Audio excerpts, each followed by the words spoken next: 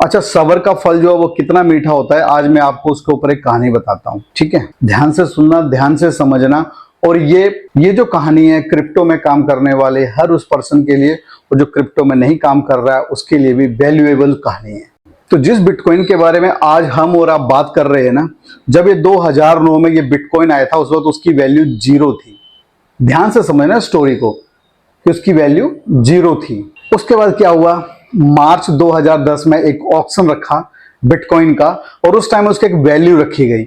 और वैल्यू रखी गई उस टाइम में कि 10,000 जो बिटकॉइन है उनकी वैल्यू रखी गई $50। तो जब वो ऑक्शन हुआ ना, तब किसी भी बंदे ने $50 में भी 10,000 बिटकॉइन नहीं खरीदे।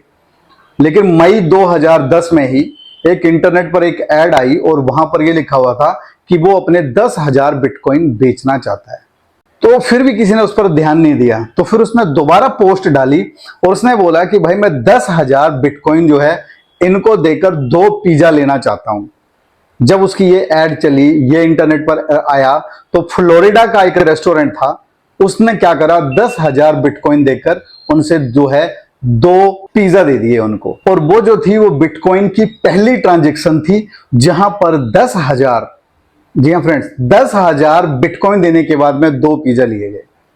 और आज देख लो, आज बिटकॉइन की जो वैल्यू है ना वो 1 करोड़ से भी ऊपर की है।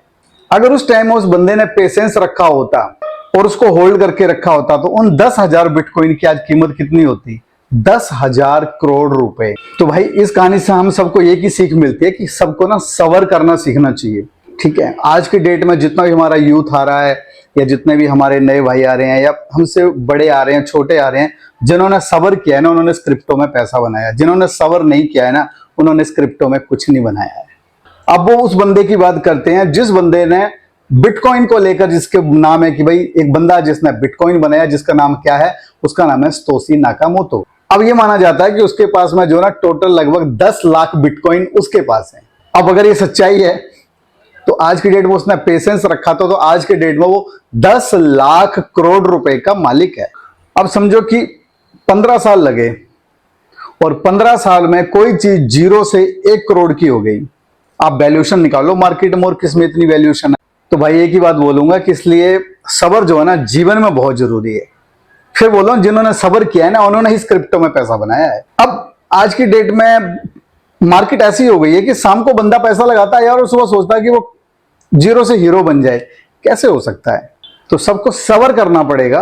और जिन्होंने सबर किया है, जिन्होंने कुछ साल इस इंडस्ट्री को दिए हैं, उन्होंने पैसे बनाए हैं। और जिन्होंने सबर किया है आज वो इतने माहिर हो गए हैं कि आज उनको कोई तोड़ ही नहीं दे पा रहा है। और जिन्होंने सबर नहीं किया आज वो देखो फिर आज वो कहाँ हैं। इस बात पे तो बहुत कुछ है बोलने के लिए, लेकिन मैं यही बोलूंगा, सबर का फल मीठा होने वाला है। और ये हमने नहीं बोला, बुजुर्ग बोल के गए थे कि सबर का फल मीठा होता है।